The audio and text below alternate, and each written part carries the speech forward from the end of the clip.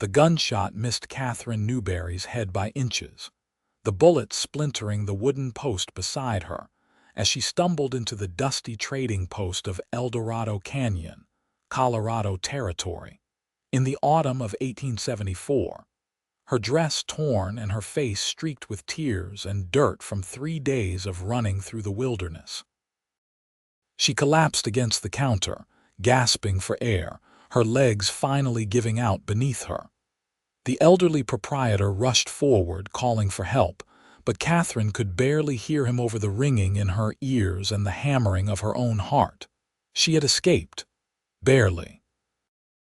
The wagon train she had been traveling with had been attacked by a gang of outlaws led by a man named Silas Crane, and she had watched in horror as they murdered the family who had agreed to let her travel with them from Kansas to Colorado. She had hidden beneath the wagon bed, covered in canvas, barely breathing as boots stomped past her hiding place. When darkness fell, she had run. "Miss, you are safe now," the proprietor said, his weathered hands gentle as he helped her into a chair. "Let me get you some water." Katherine nodded mutely, her throat too raw to speak. She was 21 years old, an orphan who had been traveling west to take a position as a schoolteacher in a mining town further into the mountains. Everything she owned had been in that wagon. Her clothes, her books, the small music box her mother had left her before she died. The music box that played the only melody Katherine could remember her mother singing. It was all gone now. The proprietor brought her water and a blanket, and she drank greedily, finally finding her voice. "They killed them. The Petersons, they killed them all. The law will need to know about this," the proprietor said gravely. "We do not have a proper sheriff here, but there is a man who helps keep order. I will send for him." Katherine nodded, pulling the blanket tighter around her shoulders. She felt hollow, scraped clean of everything except fear and exhaustion.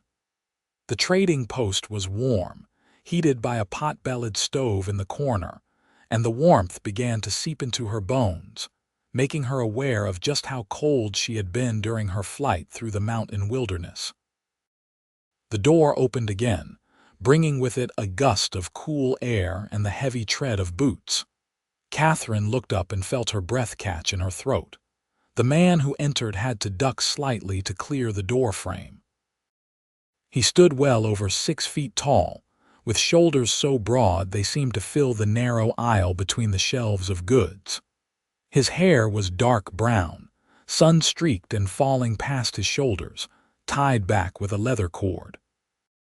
He wore buckskin clothing that showed the powerful muscles of his arms and chest, and a thick beard covered the lower half of his face. His eyes, dark and alert, swept the room before settling on Katherine. "This is the young lady." His voice was deep, rough from disuse but not unkind. "Yes, Mr. Barrett," the proprietor said. "She came running in here half dead from fright. Says there was an attack on a wagon train." The man called Barrett moved closer, and Katherine found herself shrinking back slightly, not from fear of him but from the overwhelming presence he commanded. He noticed her reaction and stopped, keeping a respectful distance. "My name is Daniel Barrett," he said, his voice gentler now. "I live up in the mountains, but I help folks in town when trouble comes calling. Can you tell me what happened?" Katherine swallowed hard and began to speak, her voice shaking as she recounted the attack. Daniel Barrett listened without interruption, his expression growing darker with each detail she provided. When she finished, he was silent for a long moment, his jaw working beneath his beard. "How long ago?" he finally asked. 3 days, maybe 4. I lost track of time while I was running." "You came through the mountains alone for 3 days." Something that might have been admiration flickered in his dark eyes. "That takes courage, Miss Newberry, Katherine Newberry." "Miss Newberry," he nodded slowly. "Silas Crane is a wanted man. He and his gang have been causing trouble up and down the territory for months. The law has been trying to track him, but he knows these mountains too well. You are lucky to be alive." "I do not feel lucky," Katherine whispered. "The Petersons took me in when I had nowhere else to go. They were good people, and now they are dead because of me." "Not because of you," Daniel said firmly. "Because of evil men who chose to do evil things. Do not carry that weight, Miss Newberry." She looked up at him, this mountain man with his powerful frame and rough appearance, and was surprised by the kindness in his eyes. He looked like he could tear a man apart with his bare hands, but when he spoke to her, his voice held a gentleness that made her chest tighten with unexpected emotion. "I do not know what to do now," she admitted. "I have no money, no belongings. I was supposed to take a teaching position in Silver Creek, but I cannot get there without help." "Silver Creek is a hard ride from here," Daniel said. 2 days through dangerous country, and with Crane and his men still out there, it would not be safe for you to travel alone. Do you have anyone expecting you? Anyone who might send help?" Katherine shook her head. "I am alone in this world, Mr. Barrett. The teaching position was arranged through correspondence. They know I am coming, but not when exactly." Daniel was quiet again, clearly thinking. The proprietor had disappeared into the back room, leaving them alone in the warm glow of the lamplight. Katherine studied the mountain man's face, noting the scars that marked his weathered skin, the lines around his eyes that spoke of years spent squinting against sun and snow. He was not a young man, perhaps 30 years old or slightly more, but he moved with the confidence of someone utterly at home in his own skin. "There is a woman in town, Mrs. Harriet Colton, who runs a boarding house," Daniel finally said. "She can give you a room and meals while we figure out what to do next. I cannot in good conscience let you continue to Silver Creek until I know Crane is no longer a threat in these mountains." "I have no money to pay her," Katherine said quietly. "She will understand. The people here help each other when times are hard. That is how we survive out here." Katherine felt tears prick her eyes again, but she blinked them back. She had cried enough. "Thank you, Mr. Barrett. I do not know how I will ever repay this kindness." "No repayment needed, Miss Newberry. Just stay safe and give yourself time to recover from your ordeal." He helped her to her feet, his hand huge and calloused as it steadied her elbow, and led her out into the gathering dusk. Eldorado Canyon was a small settlement, barely more than a collection of rough buildings clustered along a creek that ran down from the mountains. The boarding house was a 2-story structure with a porch that sagged slightly on one side. Daniel knocked firmly, and a moment later, a stout woman with iron-gray hair opened the door. "Daniel Barrett, as I live and breathe," she said with a smile. "I have not seen you in town for near on 2 months.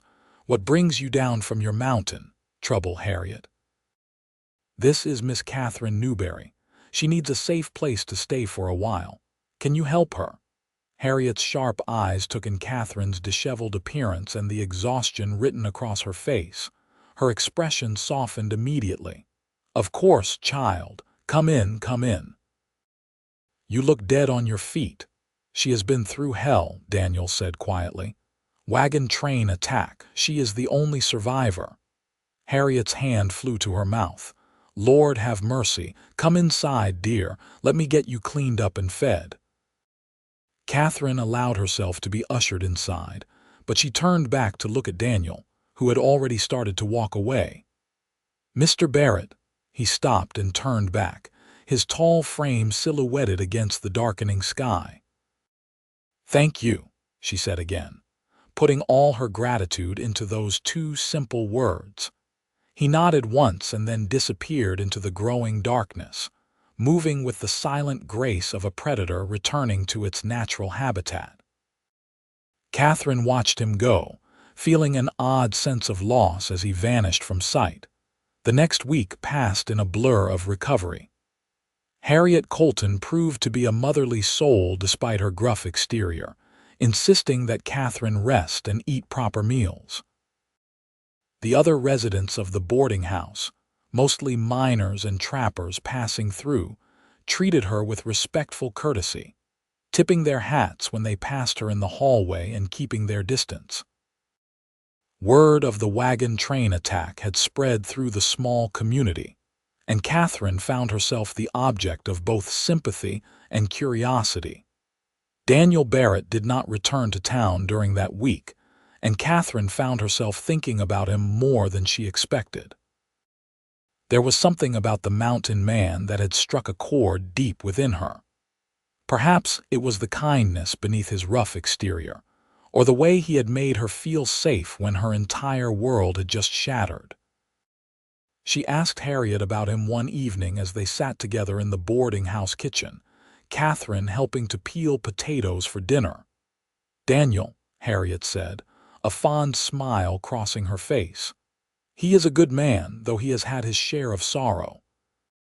He came to these mountains about 5 years ago, built himself a cabin way up high where most folks would not dare to live through the winter. He keeps to himself mostly, but when someone needs help, he is always there." "Is he married?" Katherine asked, trying to keep her voice casual. Harriet shook her head. "No, child. There was a woman once back before he came here, or so I have heard tell. But something happened, something that drove him into these mountains alone. He does not speak of it, and we do not ask. Out here, a man's past is his own business." Katherine absorbed this information, her hands moving automatically as she worked. "He seems lonely." "I expect he is," Harriet agreed.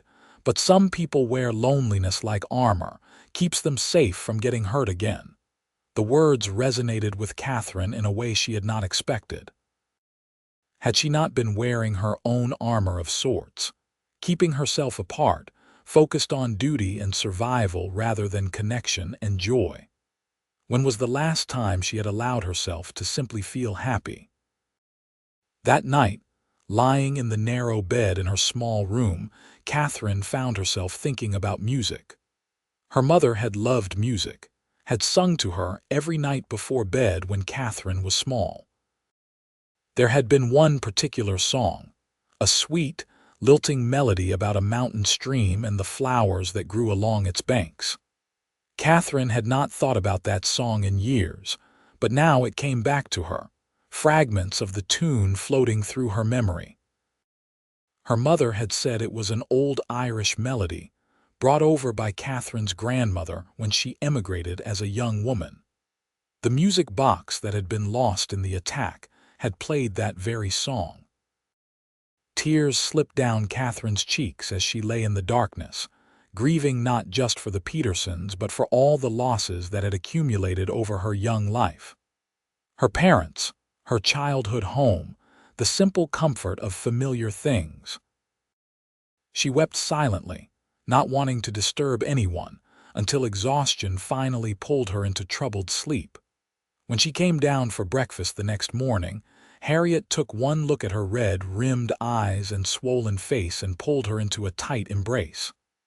"Let it out, child," she murmured. "Grief is not meant to be carried alone." Katherine allowed herself to lean into the older woman's warmth, accepting the comfort she offered. She was just pulling away, wiping her eyes when the front door opened and Daniel Barrett walked in, bringing with him the scent of pine and wood smoke.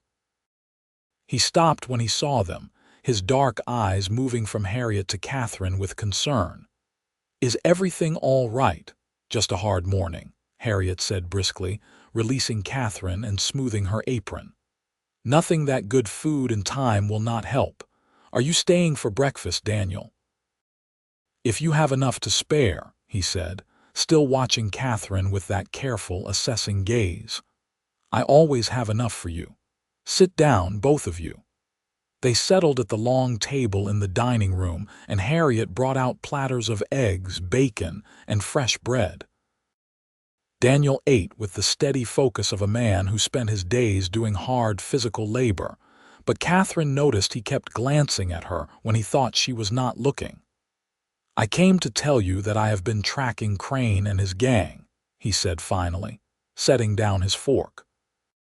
"They moved north, out of this area. It should be safe enough for you to continue your journey to Silver Creek if that is still your intention." Katherine felt an unexpected pang at his words. Safe to leave. Safe to continue on to a place where she knew no one, where she would be just as alone as she had been before. "I see," she said quietly. "When should I leave?" "I can take you in 2 days if you are ready by then. I have business in that direction anyway."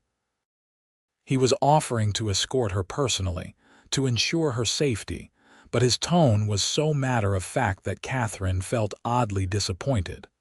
Of course, he was just being helpful, doing what any decent person would do. Why had she hoped for something more? "That is very kind of you, Mr. Barrett," she said formally.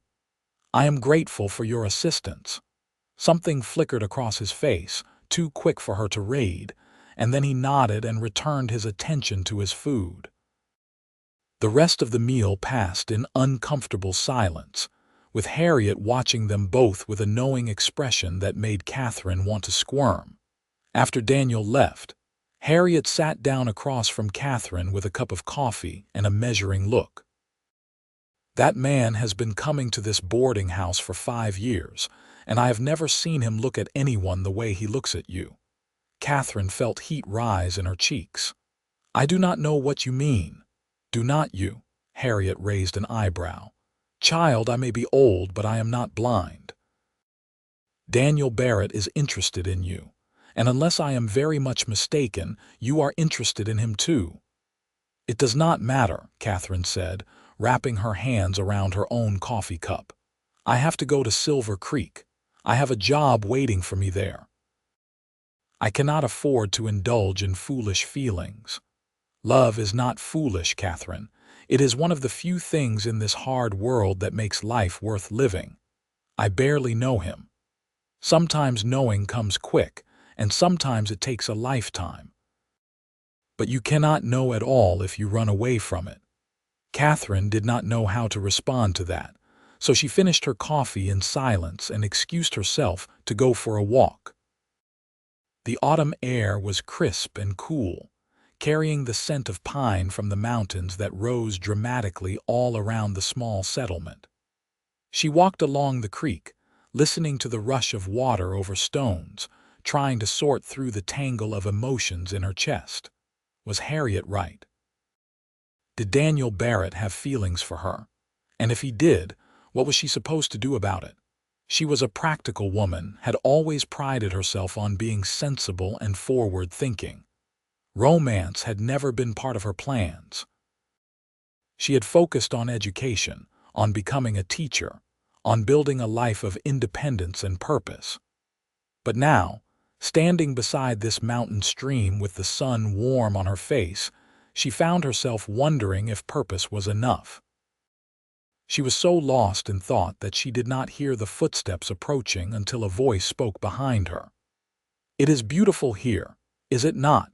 Katherine spun around to find Daniel standing a respectful distance away, his hands hanging loose at his sides. He must have followed her, though she had not heard him at all. "You startled me," she said, pressing a hand to her racing heart. "My apologies. I did not mean to frighten you."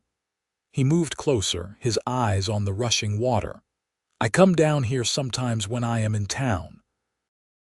It reminds me of the stream near my cabin." "Your cabin," Katherine repeated. "Harriet said you live very high up in the mountains." "I do. It is isolated, but I prefer it that way. The silence up there is good for thinking." "What do you think about?" The question was out before Katherine could stop herself, too personal, too forward. But Daniel did not seem offended. "Many things. The past, the future. What kind of man I want to be." He turned to look at her, and the intensity in his dark eyes made her breath catch. "Lately, I have been thinking about what I might be missing by keeping myself so separate from the world." Katherine's heart hammered in her chest. "And what conclusion have you reached?" "That maybe loneliness is not as safe as I thought it was." That maybe there are worse things than taking a risk on connection.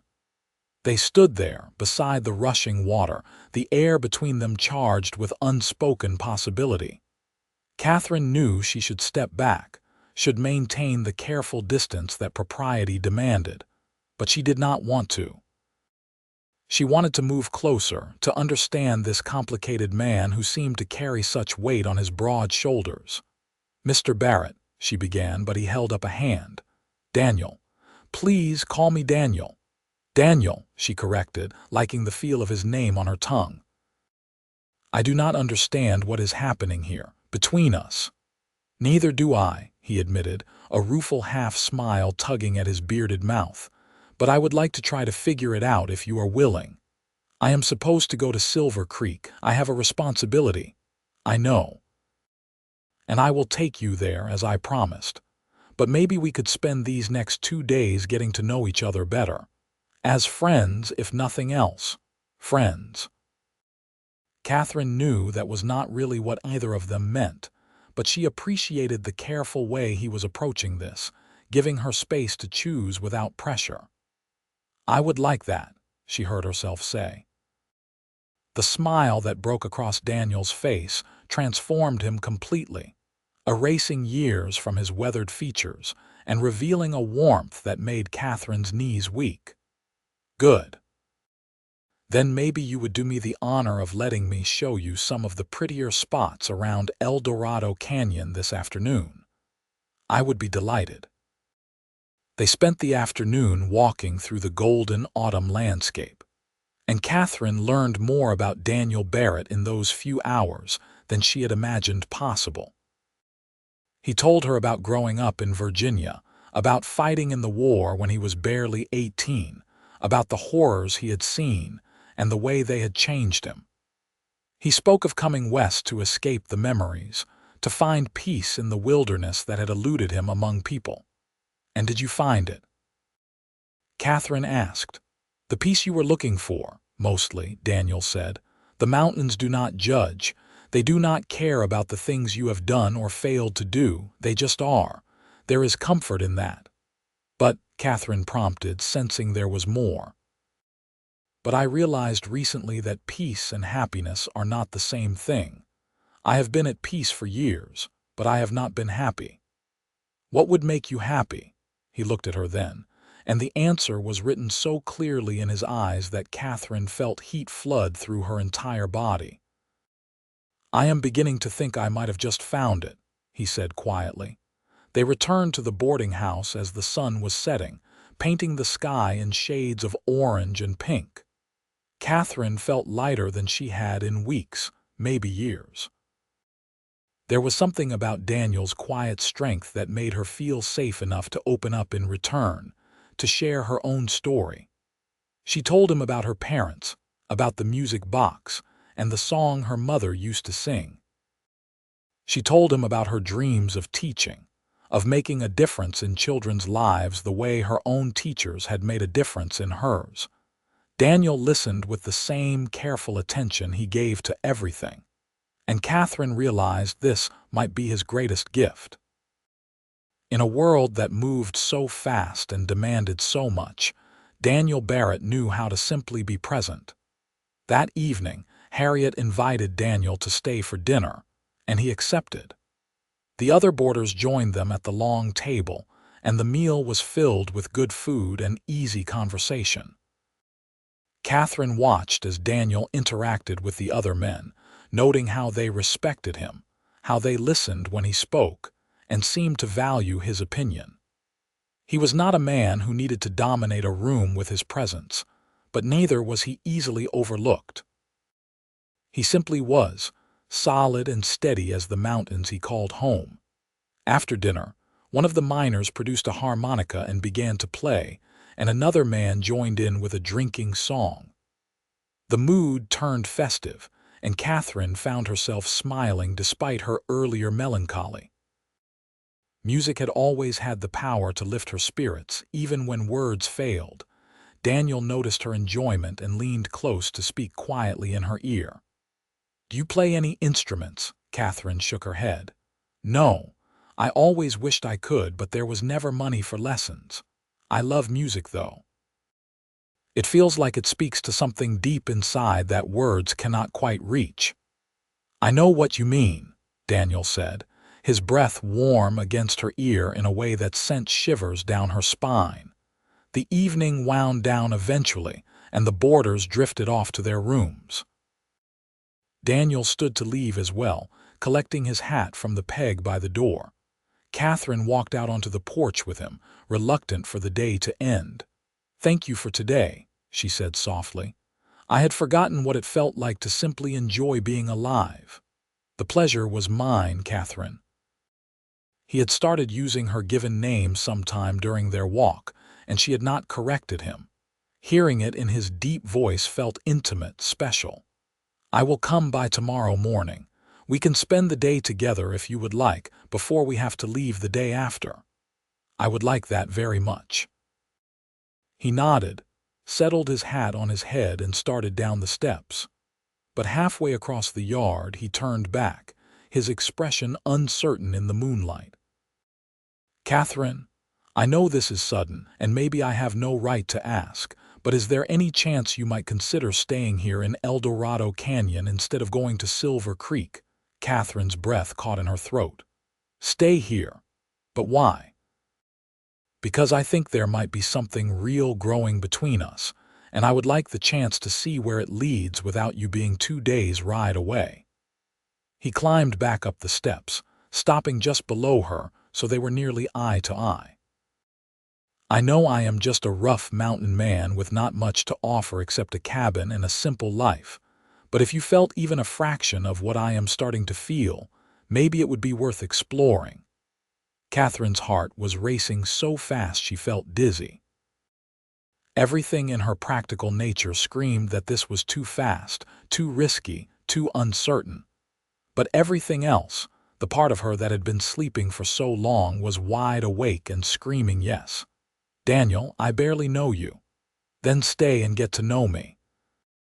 I am not asking you to marry me tomorrow. I am just asking you not to leave before we have a chance to see what this could become." Katherine thought about Silver Creek, about the teaching position waiting for her there. It was safe, predictable, the kind of life she had always planned. But when had plans ever accounted for the unexpected miracle of connection, of finding someone who made her feel truly seen for the first time in her life? "What would I do here?" she asked, and she knew as soon as the words left her mouth that she was already saying yes. "Eldorado Canyon does not have a school. We could start one," Daniel said immediately. "There are families scattered throughout these mountains, children who could benefit from a teacher. It would not be easy, but nothing worthwhile ever is. You have thought about this." "I have thought about little else since the moment you stumbled into that trading post," he admitted. "I know it sounds insane, but Katherine, I am 32 years old, and I have spent the last 5 years convincing myself that I did not need anyone. Then you appeared, and suddenly all that certainty just evaporated. I do not want to let you go without at least trying to see if what I am feeling is real." Katherine reached out and placed her hand on his bearded cheek, feeling the rough texture of his skin, the solid warmth of him. "It is real," she whispered. "I feel it too." The kiss, when it came, was gentle and searching, Daniel's large hands framing her face with unexpected tenderness. Katherine had been kissed before, quick stolen moments with boys who had courted her back in Kansas, but nothing had prepared her for this. Daniel kissed like he did everything else, with complete focus and presence, as if she was the only thing in the world that mattered. When they finally pulled apart, both breathing hard, Katherine felt tears streaming down her cheeks. "What is wrong?" Daniel asked, concern filling his eyes. "Nothing. Everything is right. For the first time in so long, everything feels right." He pulled her into his arms, and Katherine let herself sink into his embrace, feeling his strength surround her. They stood like that for a long time, wrapped in each other in moonlight, while the mountains kept their silent watch overhead. The next morning, Katherine told Harriet about her decision to stay. The older woman's face split into a delighted grin. "I knew it. The moment I saw how that man looked at you, I knew you were going to be the one to finally bring him down from that mountain." "I have not brought him anywhere yet," Katherine protested, but she was smiling. "We are just going to see what develops." "Oh, it will develop all right," Harriet said with a knowing laugh. "Mark my words, girl, you will be married before the snow flies." Katherine shook her head, but privately she wondered if Harriet might be right. There was something between her and Daniel that felt inevitable, like a river finding its way to the sea. Daniel arrived mid-morning, and they spent the day exploring more of the area around Eldorado Canyon. He showed her hidden waterfalls and meadows carpeted with late-season wildflowers, places where deer grazed without fear and eagles soared overhead. They talked about everything and nothing, learning each other's rhythms and preferences, discovering the easy compatibility that comes when two people are truly meant to connect. As the afternoon wore on, Daniel led her up a narrow trail that climbed steeply into the foothills. Katherine's legs burned with the effort, but she refused to complain, determined to keep up with his long stride. Finally, they emerged onto a rocky outcropping that overlooked the entire canyon. The view stole Katherine's breath, miles of rugged wilderness stretching in every direction, painted in the rich colors of autumn. "My cabin is about 3 hours further up," Daniel said, pointing to a distant peak. "Up there where the tree line starts to thin." "You must be incredibly isolated during winter." "I am. Sometimes I do not see another soul for months at a time." "Does that not bother you?" Katherine asked, trying to imagine such complete solitude. "It used to be what I wanted, needed even, but lately—" He trailed off, his dark eyes settling on her face. "Lately I have been thinking how nice it would be to have someone to share it with." "It is a beautiful place," Katherine said softly. "Harsh, but beautiful." "Like life itself," Daniel agreed. He settled onto a flat boulder and patted the space beside him. Katherine sat down, acutely aware of the warmth of his body next to hers. "Katherine, I need to be honest with you about something." The seriousness in his tone made her stomach clench with worry. "What is it?" "You asked Harriet about me, and she told you there was a woman in my past." "That is true. Her name was Sarah, and I was going to marry her before the war. But while I was away fighting, she met someone else and married him instead. When I came home, I was angry and bitter, and I did things I am not proud of. I drank too much, fought too much, hurt people who did not deserve it. That is why I came out here, to get away from the man I had become and try to find some kind of redemption." Katherine listened quietly, her hand finding his. "Thank you for telling me. You deserve to know what you are getting into. I am not an easy man, Katherine. I have spent years alone, and I have forgotten how to be with people sometimes. I will probably make mistakes, say the wrong things, retreat into myself when I should be opening up. But I want to try. For you, I want to try."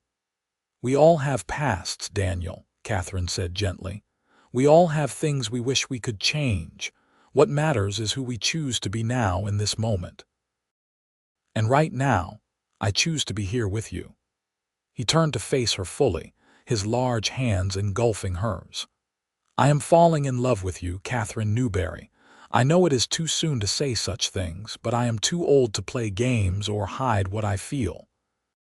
If that frightens you, tell me now, and I will take you to Silver Creek tomorrow as planned." Katherine's heart felt like it might burst from her chest.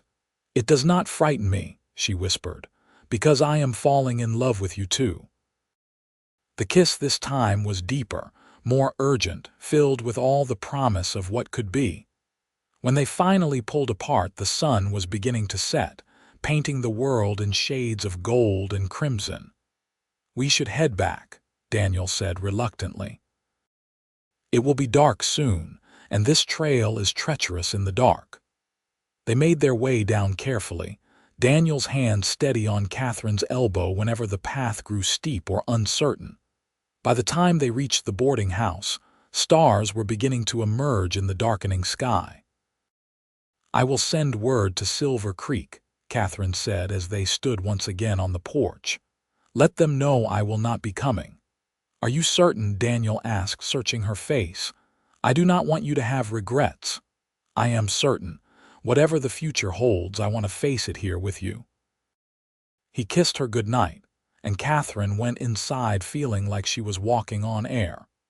She wrote the letter that evening by lamplight, explaining to the school board in Silver Creek that circumstances had changed and she would not be able to take the position.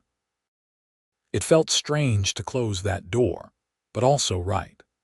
Some opportunities came along once in a lifetime, and Katherine knew that what she had found with Daniel was far more precious than any job could ever be. The following weeks passed in a blur of happiness as Katherine settled into her new life in Eldorado Canyon. Harriet helped her acquire proper clothing for the mountain climate, and Katherine quickly made friends among the handful of women in the settlement. Daniel came down from his cabin almost daily, always bringing her small gifts: wildflowers, interesting stones, once a perfect eagle feather. They spent hours together, talking, walking, simply existing in each other's presence. Katherine learned that Daniel was an expert woodsman, able to track anything through the forest and survive in conditions that would kill most men. He showed her how to read the weather in the clouds, how to identify edible plants, how to move silently through the wilderness. In turn, Katherine shared her love of books and learning, reading aloud to him in the evenings when he stayed for dinner. He listened with rapt attention, and she realized he was hungry for knowledge, for connection to the wider world he had left behind. One evening in late October, as they sat together on the boarding house porch watching the stars emerge, Daniel grew quiet and pensive. Katherine had learned to recognize these moods when he retreated into himself to wrestle with difficult thoughts. "What is troubling you?" she asked gently. "I was thinking about music," he said slowly. "About what you said, how your mother used to sing to you and how much you loved that music box." "I think about it sometimes too," Katherine admitted, "but I have accepted that it is gone, just another loss to carry." "What if it did not have to be lost?" Daniel asked, turning to look at her. "The music, I mean. What if someone could play that song for you? I suppose that would be lovely, but I do not know anyone who plays an instrument. And even if I did, I am not sure I remember the melody well enough to teach it to anyone." Daniel was quiet for a moment, then said, "Would you hum it for me? Whatever you remember." Katherine felt suddenly shy, but she closed her eyes and tried to recall her mother's sweet voice singing that old Irish tune. Slowly, hesitantly, she began to hum the melody, the notes coming back to her in fragments and pieces. It was not perfect, and she faltered several times, but by the end, she had reconstructed most of the song. When she opened her eyes, Daniel was watching her with an expression she could not quite read. "That is beautiful," he said softly. "My mother had a lovely voice. I wish you could have heard her sing it properly." "Maybe someday I will," Daniel said cryptically, and before Katherine could ask what he meant, he changed the subject. November arrived with the first real snowfall, and Katherine began working on her plan to start a school. She went door to door throughout the settlement and rode out with Daniel to visit the scattered homesteads in the surrounding mountains, talking to families about education for their children. The response was enthusiastic. Many of the families had been hoping for a teacher, and they eagerly promised to send their children once Katherine had a proper schoolhouse established. Finding a location proved challenging. The settlement had no building to spare, and Katherine had no money to construct one. She was beginning to despair when Daniel made a suggestion that surprised her. "What if we built a small school at my cabin?" he asked one evening. "There is room on my property, and it is central enough that families from the surrounding area could reach it without too much difficulty." "But your cabin is 3 hours up the mountain from here," Katherine protested. "How would the children from town get there? We could have 2 locations. A small space here in town for the settlement children and the school at my place for the mountain families. You could rotate between them." "That would mean spending a lot of time at your cabin," Katherine said, her heart beating faster. "I know. Is that a problem?" "No," Katherine said slowly, "but people might talk about propriety and such." Daniel's jaw tightened. "Then marry me," Katherine's breath caught. "What?" "Marry me, Katherine. I know we have only known each other for a few weeks, but I am more certain of you than I have ever been of anything in my life. Marry me, and then no one can say a word about you spending time at my cabin. Marry me, and I will spend the rest of my life making sure you never regret it, Daniel." Katherine felt tears streaming down her face, but she was smiling through them. "Yes, yes, I will marry you." He pulled her into his arms, lifting her clear off the ground and spinning her around while she laughed and cried at the same time. When he set her down, he kissed her with such joy and passion that Katherine forgot to breathe. "I do not have a ring," he said when they finally pulled apart. "But I will make you one. I will make you whatever you need." "I do not need anything except you," Katherine said honestly. They were married 3 weeks later in a simple ceremony at the boarding house, with Harriet and a few of their friends from town in attendance.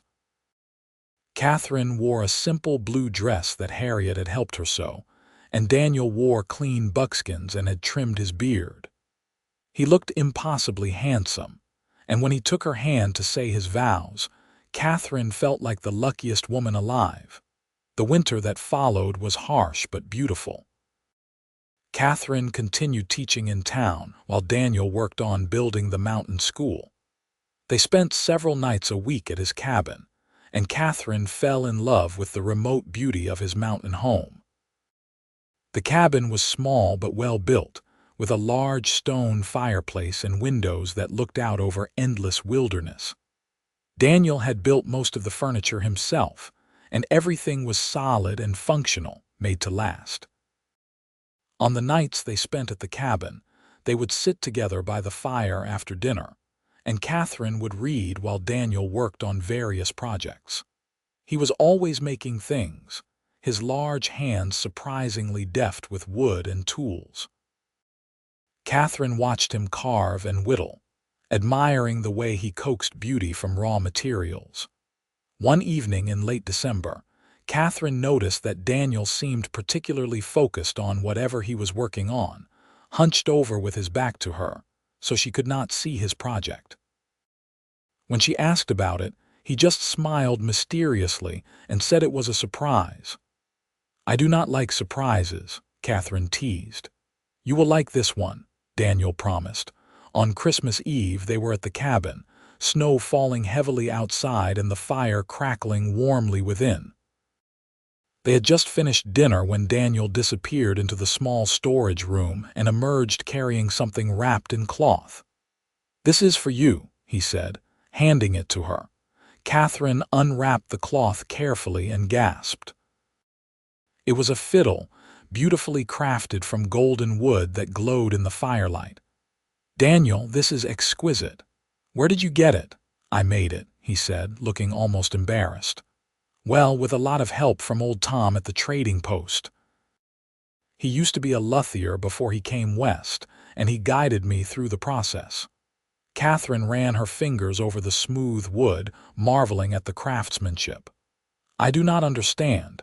This must have taken months to make." "It did. I started back in October, right after you hummed that song for me." Understanding began to dawn, and Katherine looked up at her husband with wide eyes. "You were making this so you could learn to play my mother's song." "I am learning," Daniel corrected. "I am not very good yet." but I thought maybe if I practiced enough, I could play it for you someday." Katherine felt tears streaming down her face. "You learned to play the fiddle for me." "I am still learning," Daniel said again, taking the fiddle from her hands. "But I wanted to try. You said you had never heard music played just for you, and I thought maybe I could change that. It might take me a while to get the song right, though. Fair warning, I am not particularly talented."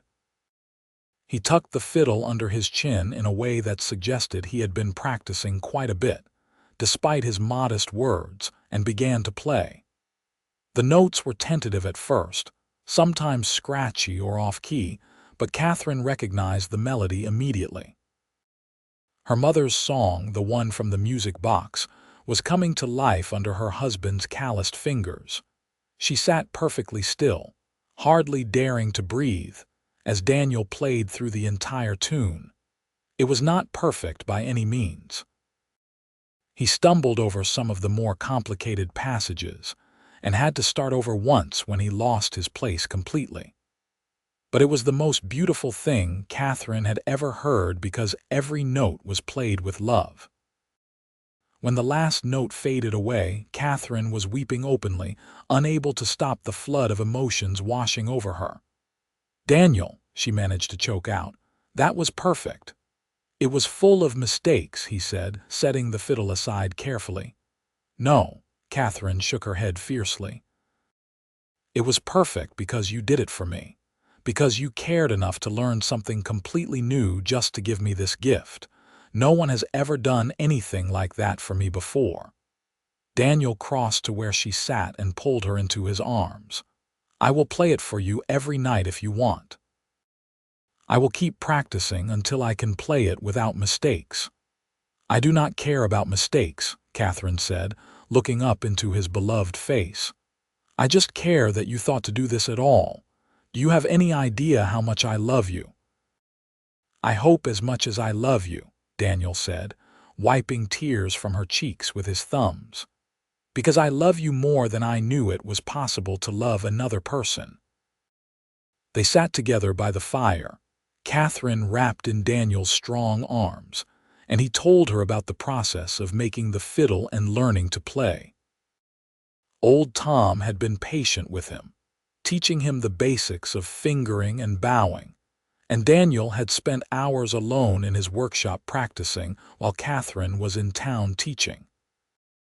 "I would sneak up here during the day when you thought I was hunting or checking my trap lines," he admitted with a sheepish grin. "I wanted it to be a surprise." "It is the best surprise I have ever received," Katherine said honestly. She thought about all the Christmases of her childhood, the small gifts her parents had been able to afford, and realized that none of them had meant as much as this single gesture from her husband. That night, as they lay together in the cabin's narrow bed with snow falling softly outside, Daniel played the song for her again, and Katherine felt something deep within her chest finally heal. The little girl who had lost her mother too young, who had lost her music box and her childhood home and everything familiar, was finally at peace. She had found a new home, a new love, and a new life in these wild mountains. And she had found a man who loved her enough to learn an entirely new skill just to play her favorite song. The years that followed were filled with hard work and simple joys. Katherine's schools thrived, with children coming from all over the region to learn. She taught reading, writing, arithmetic, and history, and she loved every minute of it. The mountain school Daniel had built became a gathering place for the scattered families in the high country, and Katherine often stayed there for several days at a time, with Daniel always nearby to ensure her safety. True to his word, Daniel played Katherine's song for her every night they were together. He grew more proficient over time, adding embellishments and variations, but the core melody remained the same. Sometimes Katherine would sing along, and the sound of their two voices blending with the fiddle made something magical in the small cabin. They weathered difficulties together. There were hard winters when food ran low and the cold seemed endless. There were injuries and illnesses, times when the isolation of mountain life felt oppressive rather than peaceful. But through it all, they had each other, and that made everything bearable. In the spring of their 3rd year of marriage, Katherine discovered she was pregnant. The news filled them both with joy and terror in equal measure.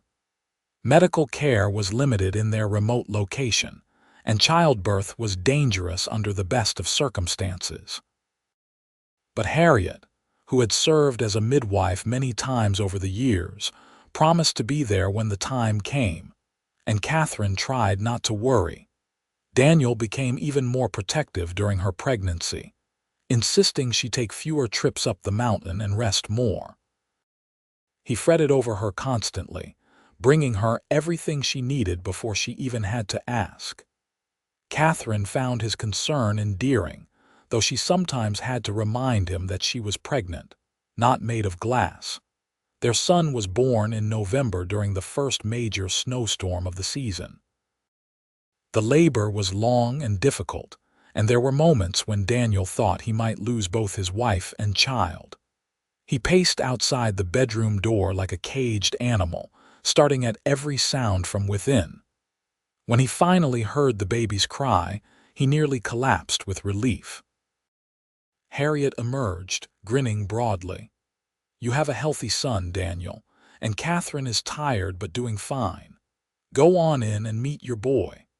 Daniel entered the room to find Katherine propped up in bed, exhausted but radiant, holding a tiny bundle wrapped in blankets. She smiled when she saw him, and Daniel thought he had never seen anything more beautiful in his entire life. "Meet Duncan," she said softly. "Duncan Barrett." Daniel approached carefully, as if sudden movement might shatter the perfect moment. He looked down at his son's red, wrinkled face and felt his heart expand in a way he had not known was possible. "He is perfect," he whispered hoarsely. "Would you like to hold him?" Daniel took the baby with extreme care, terrified of his own strength and size. Duncan fit in his large hands like a small bird, impossibly fragile and precious. The baby's eyes were squeezed shut, and his tiny fists waved aimlessly in the air. Daniel felt tears streaming down his face. "I will protect you," he promised his son. "Both of you, with my life." Katherine reached up and took his hand. "I know you will. You are going to be an amazing father." The early weeks of parenthood were exhausting but joyful. Duncan proved to be a healthy baby with strong lungs, and he kept them up many nights with his crying, but Daniel never complained. He would walk the floor with his son for hours, singing in his deep, rumbling voice the songs Katherine had taught him, and eventually the baby would settle into sleep. As Duncan grew, Daniel continued to play Katherine's song every night, and the baby would become calm and attentive whenever he heard the music. Katherine joked that their son was going to be a musician, with such an appreciation for the fiddle. Life settled into a comfortable rhythm. Katherine taught when she could, though she stayed closer to home now with Duncan to care for. Daniel hunted and trapped, providing for his family with the same steady reliability he brought to everything. And every night, no matter how tired he was or how difficult the day had been, he would take out his fiddle and play the song that had brought them together. On their 5th wedding anniversary, Katherine surprised Daniel by presenting him with a second child on the way. Their daughter was born the following summer, a tiny girl with Katherine's delicate features and Daniel's dark eyes. They named her Margaret, after Katherine's mother, and Daniel swore he fell in love all over again the moment he held her. The cabin that had once seemed adequately sized now felt cramped with 2 young children, and Daniel spent that autumn and winter building an addition. He worked tirelessly, even in the cold, determined to give his growing family the space they needed. Katherine watched him work from the window, marveling at his strength and dedication, and felt overwhelmingly grateful for the life they had built together. As the children grew older, they would sit quietly in the evenings while Daniel played his fiddle. Duncan, who proved to have his father's aptitude for building and making things, asked for his own fiddle when he turned 7. Daniel crafted one carefully sized for small hands, and he began teaching his son the same way old Tom had taught him years before. The sound of 2 fiddles playing Katherine's song filled the cabin on winter nights, and Katherine would sit with Margaret in her lap, listening to her husband and son make music together. Margaret proved to have her mother's love of learning, and she was reading fluently by the time she was 5. Katherine taught her everything she could, and it became clear that Margaret would likely become a teacher herself someday.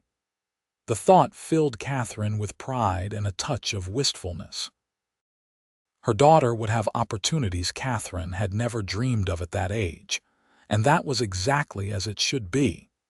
The settlement of Eldorado Canyon grew slowly over the years, and Daniel's role in the community expanded.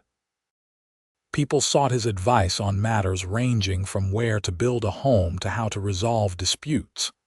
He never sought leadership, but it came to him naturally because of his fair-mindedness and integrity. Katherine watched with pride as the man who had once hidden himself away in the mountains became a respected elder of their small community. Harriet remained a close friend and surrogate grandmother to Duncan and Margaret. She was there for every birthday, every milestone, always bringing wisdom and warmth. She grew older, more stooped and slower, but her sharp mind never dimmed. She told Katherine once that seeing her and Daniel together, seeing the family they had built, was one of the great joys of her life. "You two give me hope," she said. "Hope that love can heal even the deepest wounds, that people can find each other even in the most unlikely places."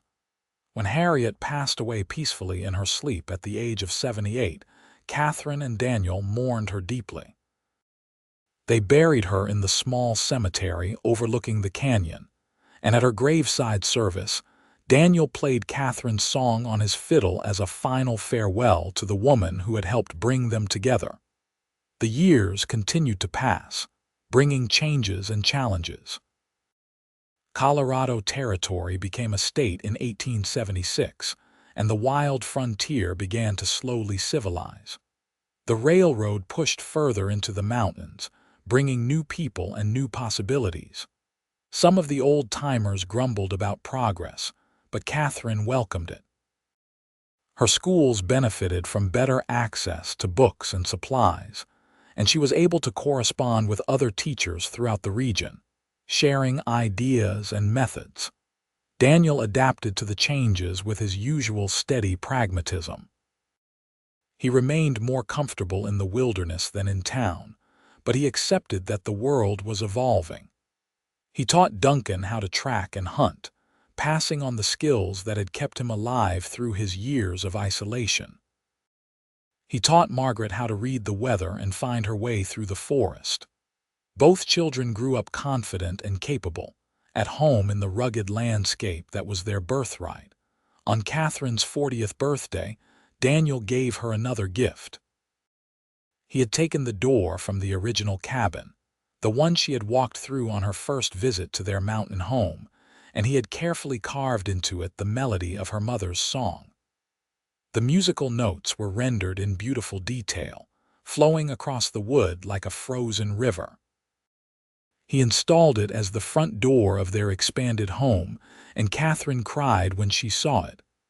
"Now the song is part of our home forever," Daniel said, holding her close. "Just like you are part of me forever." Duncan grew into a young man who looked remarkably like his father, tall and broad-shouldered with the same quiet strength. He began courting a girl from one of the mountain families, and Katherine watched with bittersweet joy as her son fell in love. She remembered what it felt like, that first flowering of deep connection, and she was grateful that Duncan had found someone who made him feel that way. Margaret, true to expectations, announced her intention to attend Teachers College in Denver. It would mean leaving home for the first time, and Katherine struggled with the conflicting emotions of pride and fear. But Daniel reminded her that they had always raised their children to be independent and capable, and now they had to trust that those lessons had taken root. The day they took Margaret to catch the stage that would begin her journey to Denver, Katherine held her daughter close and whispered the same words her own mother had said to her years ago. "Be brave, be kind, and remember that you are loved." Margaret hugged her tightly and then turned to Daniel. He wrapped her in his massive arms, and Katherine saw tears streaming down his bearded face. "You come home anytime you want," he told her. "This will always be your home, no matter where life takes you." With both children grown and beginning their own lives, Katherine and Daniel found themselves alone together for the first time in years. The house felt empty without the constant noise and activity of young people, and they had to readjust to the quiet. But it was not a sad quiet. It was peaceful, comfortable, the quiet of two people who knew each other so completely that words were often unnecessary. Daniel still played Katherine's song every night. His hair had gone gray, and his beard was shot through with silver, but his hands remained steady on the fiddle.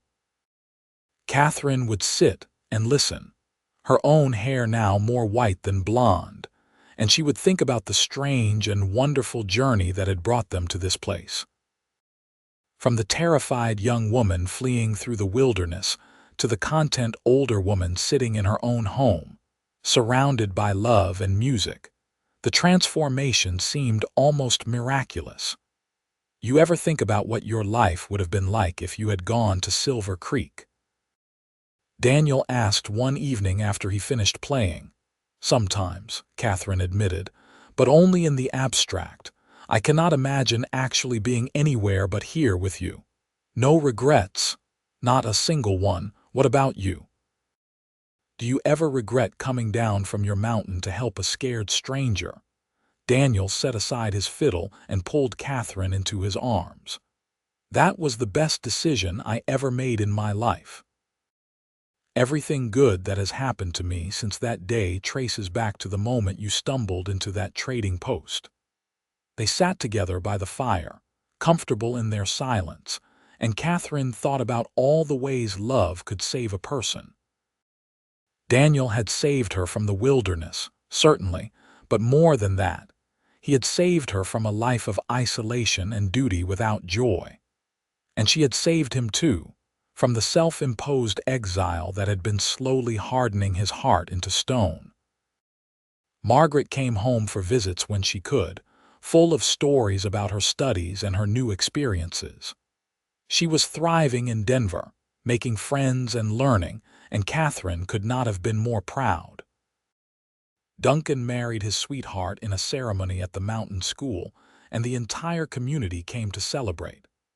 Katherine danced with her son, and then with Daniel, and felt the fullness of a life well lived.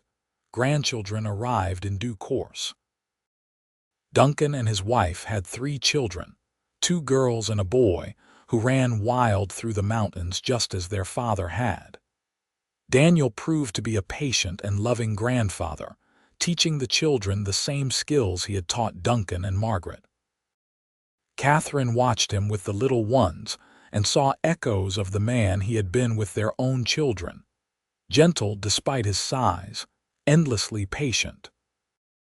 On their 30th wedding anniversary, Katherine and Daniel took a trip back to the spot where he had first kissed her, the rocky outcropping overlooking Eldorado Canyon. They climbed more slowly now, both feeling the weight of years, but they made it to the top and stood looking out over the landscape that had been witness to their entire married life. "I love you, Katherine Barrett," Daniel said, taking her hand. "I have loved you every day for 30 years, and I will love you every day for whatever time we have left." "I love you too," Katherine said, leaning into his solid warmth. "Thank you for the music. Thank you for learning to play my song." "It was my honor," Daniel said softly, "and I will keep playing it for as long as I can hold a fiddle." He kept that promise. Even as his hands grew more gnarled with age and arthritis made his fingers stiff, Daniel continued to play Katherine's song every night they were together. Sometimes the notes were shaky. Sometimes he had to stop and rest his aching hands, but he never missed a night. It became a sacred ritual, a way of saying without words everything they meant to each other. When Daniel's health began to fail in his 65th year, Katherine nursed him with the same devotion he had always shown her. His heart was giving out, the doctors said, worn down by decades of hard living in harsh conditions. There was nothing to be done except make him comfortable. Daniel faced his mortality with the same steady courage he had faced everything else in life. He made sure Katherine would be provided for, that she would never want for anything. He said his goodbyes to Duncan and Margaret, to his grandchildren, to the friends who had become family over the years. On his last night, as winter snow fell softly outside their bedroom window, Daniel asked Katherine to bring him his fiddle. She helped him sit up in bed and placed the instrument in his hands. His fingers trembled as he positioned the bow, but when he began to play, the melody was pure and clear. He played Katherine's song one final time, and she sat beside him holding his free hand, tears streaming down her face. When the last note faded away, Daniel set aside the fiddle and pulled Katherine close. "Thank you," he whispered against her hair. "Thank you for saying yes. Thank you for staying. Thank you for choosing me. Thank you for teaching me what love could be," Katherine whispered back. "Thank you for the music." Daniel died peacefully in her arms as dawn broke over the mountains. Katherine held him and wept, mourning the loss of the man who had been her entire world for more than 3 decades. But even through her grief, she felt gratitude. How many people got to experience a love this deep, this true? How many people found someone willing to learn a completely new skill just to play them a single song? They buried Daniel in the cemetery overlooking Eldorado Canyon, not far from where Harriet rested.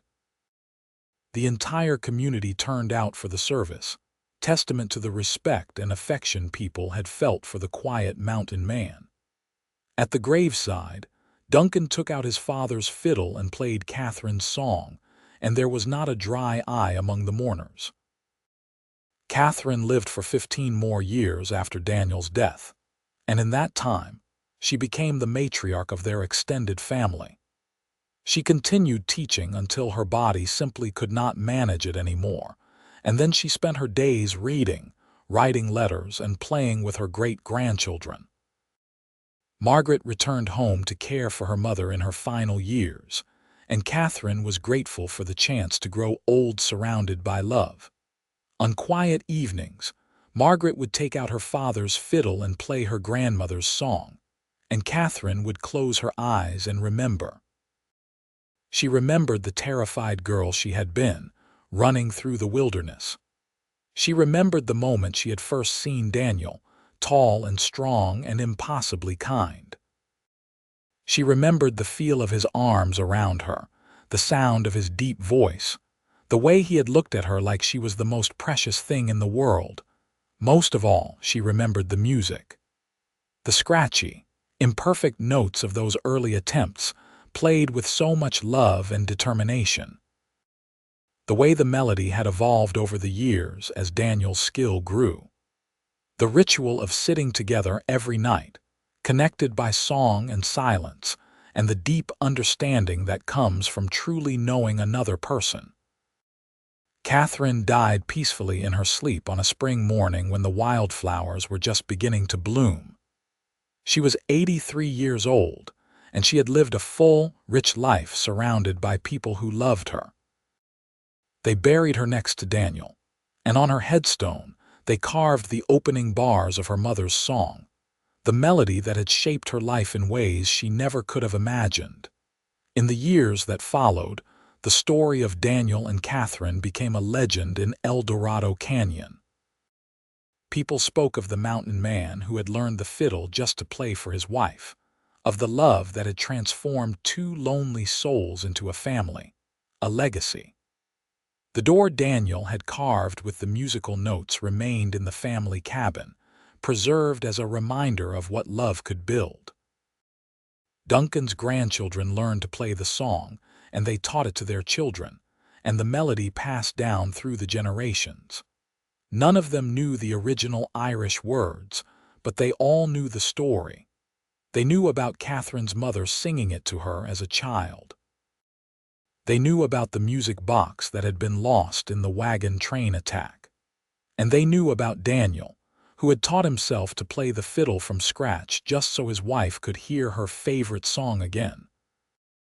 The fiddle Daniel had made with his own hands became a treasured family heirloom, passed down to the child in each generation who showed the most musical aptitude. Along with it came the responsibility of learning Catherine's song and keeping the tradition alive. Because some love stories were too beautiful to let fade into silence. Some love stories deserve to be remembered, celebrated, passed down through music and memory until the end of time. And so in the mountains of Colorado, wherever Daniel and Catherine's descendants gathered, someone would eventually take out the old fiddle and play the sweet, lilting melody of an Irish tune about a mountain stream and the flowers that grew along its banks. And as the notes floated out into the clean mountain air, it was as if Daniel and Catherine were there again, young and in love, discovering each other for the first time beneath the endless sky. The music played on, generation after generation, a testament to a mountain man's devotion and a promise kept. Because Daniel Barrett had learned to play the fiddle to give his wife the gift of music played just for her, and in doing so, he had given them all something far more precious. Proof that love, real love, could transcend time, death, and everything else that sought to diminish it. In the end, that was the greatest gift of all. Not the fiddle, beautiful though it was, not the song, sweet though it sounded, but the reminder that people were capable of such profound devotion, such selfless love. That someone could see another person's pain and loneliness and decide to spend months learning a new skill just to ease that hurt. That a rough mountain man could have such tenderness in his heart. That a frightened young woman could find courage enough to stay and see where love might lead. Their story became part of the mountains themselves, woven into the landscape as surely as the streams and stones. And sometimes, on clear nights when the wind moved through the high valleys, people swore they could hear the faint strains of a fiddle playing an old Irish melody. They would smile and remember Daniel and Catherine, the mountain man and his beloved, whose love had been strong enough to echo through the generations, carried on notes of music into forever.